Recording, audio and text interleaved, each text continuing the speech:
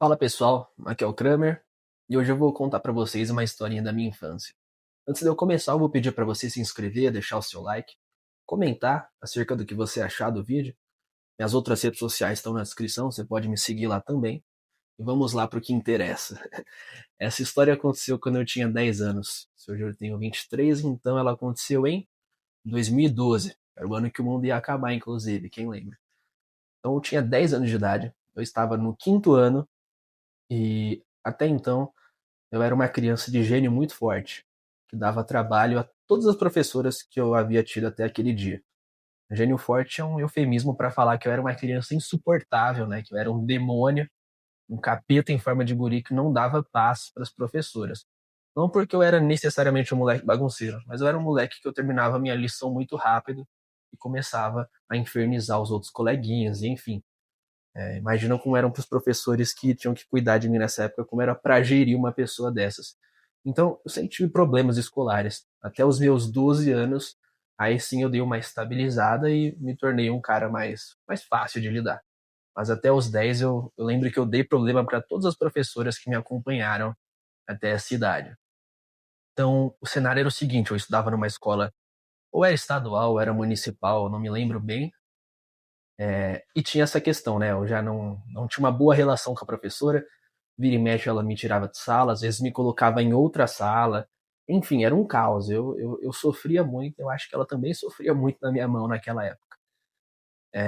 Mas ela nunca negou que eu era um menino inteligente e aplicado. Então, mesmo eu tendo essa questão de comportamento, eu sempre fui um menino de boas notas, um menino de bom desempenho acadêmico. E isso ela nunca tirou de mim. Então chegou um certo dia em que nós fomos, em que ela faria a convocação para os alunos que participariam da OBMEP, a Olimpíada Brasileira de Matemática das Escolas Públicas. Então, era uma prerrogativa dela, da professora, de convocar ali os 5 alunos e mais um reserva, se eu não me engano, que ela julgasse os mais capacitados para participar dessa competição. Eu me lembro até hoje, né? Ela, sala em silêncio, aquele suspense, né? Nossa, quem a professora vai chamar? Não sei o que passava na cabeça dos coleguinhas, mas havia aquela dúvida no ar, pelo menos de minha parte, de minha interpretação, de que será que ela vai chamar o Daniel? Porque apesar dele ser espertinho, ele é muito mal educado, muito mal comportado. Então lembro que a professora chamou lá, ela chamou duas meninas, que eu não me recordo o nome, chamou um coleguinha chamado Vitor. O Vitor era excelente, era o meu rival, né? Era. Dá pra contar essa história em outro vídeo. Chamou outro coleguinha que era o Gustavo, outro colega muito querido, e ela chamou a mim por último. Ela falou: Flaninha, Flaninha, Victor, Gustavo, silêncio, e Daniel, se comportar. Falou assim. E foi aí, ela deixou bem claro que reconheço que você é bom, mas o seu comportamento é intragável. Então você só vai participar dessa bagaça se você ficar na linha. E eu fiquei, porque eu fiquei muito feliz de ter sido reconhecido por uma pessoa que até aquele momento eu pensava que ela me odiava e que ela jamais me daria esse gostinho, mas ela deixou qualquer vaidade de lado e ela foi lá e me convocou. Mesmo não gostando de mim, mas ela me convocou. Então ela foi uma pessoa muito correta. E aí passamos a nos preparar para essa competição. Começamos a ter aula em separado, em que a professora apresentava as dinâmicas e o tipo de coisa que era cobrada nesse tipo de competição. Era realmente um formato de competição, era uma parada bem gamificada, assim. Eu vou chegar lá. E mas o grande aprendizado e o que me fez relembrar dessa história, e é por isso que eu quero trazer ela para o vídeo de hoje, foi a forma como a professora conduziu, como a professora nos preparou psicologicamente para participar dessa competição, que eu fiquei, depois que essa lembrança veio, eu fiquei surpreso como ela teve ali a capacidade de nos tratar como verdadeiros adultos. Ela nos tratou como gente grande. Ela nos adultizou, o que eu não acho que é necessariamente errado. Eu acho que chega um certo ponto em que você já pode dar o papo reto na criança, já pode falar como o mundo realmente é, como as coisas funcionam. Eu não vejo nada de errado nisso. E foi isso que ela fez conosco. Antes de participarmos, ela reuniu todos nós ali e ela falou: gente, é o seguinte, vão participar com a gente nessa competição. Escolas muito melhores, com métricas melhores, com estrutura melhor, com professores melhores e com alunos mais inteligentes. Ela falou algo nessa linha. Ou seja, vocês têm que ir preparado para perder. O normal é que a gente vai e fique em último e tá tudo certo. Esse é o esperado. Vão ter 5 escolas lá, se a gente ficar em quinto, esse é o esperado. Se a gente ficar em quarto, aí vocês podem ficar surpresos.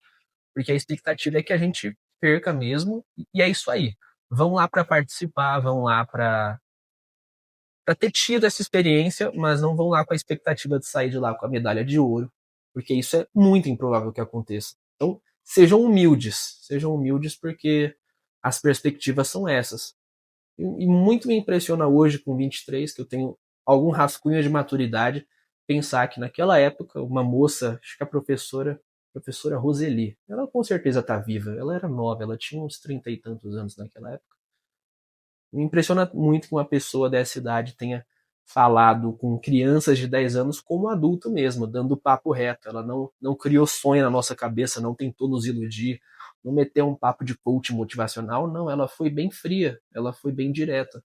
Ó, a gente provavelmente está indo para perder mesmo, para pegar o último lugar, mas vamos lá, vamos dar nosso melhor. Mas provavelmente vocês vão perder, tá?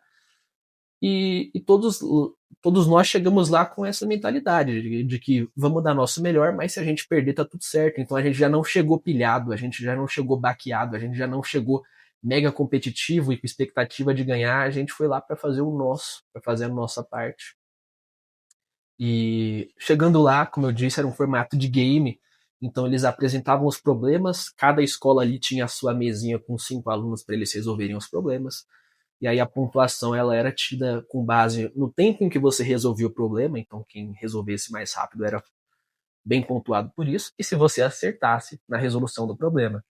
Eu lembro que rapidamente eu e o Vitor, não tem problema nenhum em dizer, foda-se a modéstia, eu e o Vitor nós éramos dois menininhos ali acima da média, a gente se destacava diante dos demais, a gente se destacava, a gente era mais rápido, a gente era especial, não dá pra tu ser. Mas a gente era os moleques mais ligeirinhos ali da parada. Então eu lembro que eu e o Victor puxou a folha pro nosso canto da mesa e nós dois resolvemos os problemas. E foi assim a competição inteira. Os outros três a gente só. E aí, vocês concordam? Vocês concordam? Beleza, vamos entregar. Foi eu e o Victor que resolveu a parada ali. E foi assim na resolução de todos os problemas durante toda a competição, até que terminamos ali de resolver tudo que nós precisávamos.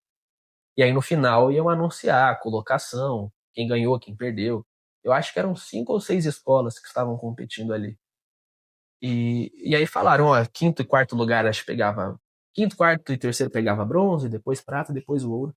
E aí foram falando.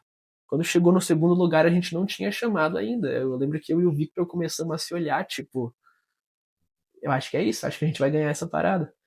E aí anunciaram o ouro. Nós ganhamos.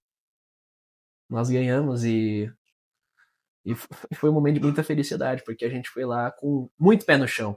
Eu lembro que isso foi. Essa aspa a professora soltou antes de nós vermos. Não vão de salto alto. Vocês vão perder. Não, vocês vão perder. Ela falou, mas ela falou: não subam no salto alto. Sejam humildes. E eu lembro que a gente ganhou medalha de ouro. Eu lembro que eu olhei pro Vitor, abracei ele, peguei ele no colo. O Vitor, que eu tive uma história muito interessante, porque quando eu cheguei nessa escola, eu cheguei lá, tinha chegado no quarto ano, ocorreu uma dinâmica meio Woody e Buzz Lightyear no Toy Story 1. Então o Victor, ele era o menino que se destacava, ele era o menino aplicado da escola, ele era o brinquedo favorito do Andy.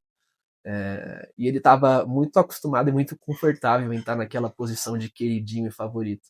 Até que eu cheguei e eu era um brinquedo tão sofisticado quanto ele. Assim como o Buzz Lightyear chega e rouba a cena, eu também roubei a cena, porque eu era tão espertinho quanto o Victor. Então eu lembro que no quarto ano criou-se uma rivalidade, a gente se odiava. Mas com a medida que o tempo passou, a gente começou a andar junto, viramos coleguinhas. Cheguei a frequentar a casa dele, ele chegou aí na minha casa, enfim. Foi muito divertido. Então eu e o Victor eram os menininhos que tinham destaque naquela escola. Recebemos o ouro nessa primeira fase. Na segunda fase, demos uma emocionada, não conseguimos sustentar essa primeira colocação, então lembro que na segunda fase a gente já se pilhou um pouco, nossa cabeça já ficou um pouco balançada, a gente acabou pegando, acho que prata ou bronze, mas a lição que fica para mim é a forma como essa professora nos preparou, sabe?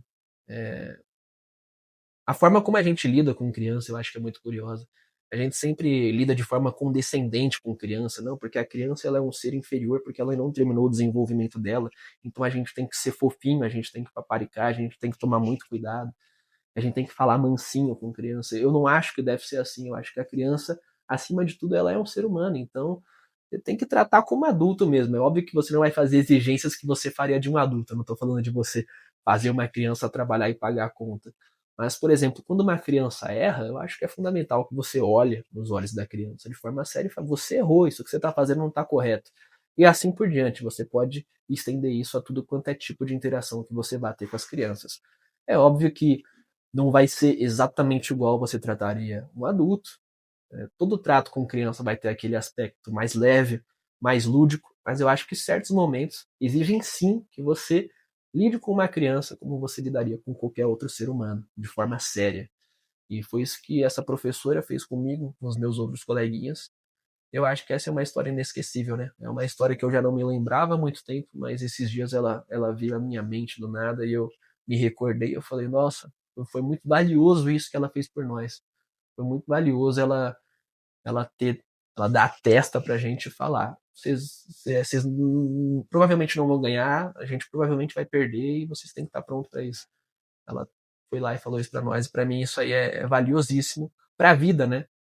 Você ter a capacidade de olhar de forma fria para aquele desafio ao qual você está se sujeitando e olhar de forma realista quais são exatamente as suas condições de ser bem sucedido naquilo e ver que, se suas chances estão baixas, tá tudo bem. Você só não pode deixar isso entrar na sua cabeça, mas tá tudo bem você também ter uma visão nua e crua da realidade.